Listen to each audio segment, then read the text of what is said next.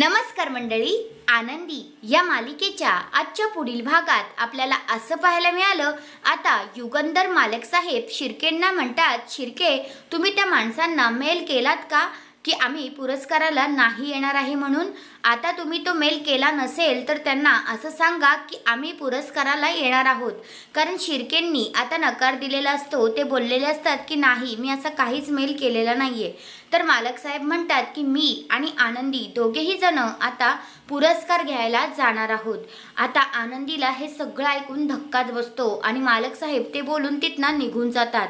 मग आता माई आनंदीला विचारतात, काय ग आनंदी बाळा, तू नाराज का आहेस आणि एवढी टेन्शनमध्ये का आहेस? तर आनंदी म्हणते, अहो माई, माझं जर सत्य मालक साहेबांना समजलं तर मी काय करू? तर आता माई म्हणतात, काय तुला बोलायचं आहे नक्की आनंदी?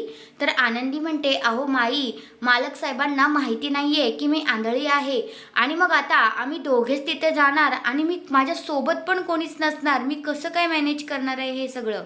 असं आता इकडे आनंदीला टेन्शन आलेलं असतं।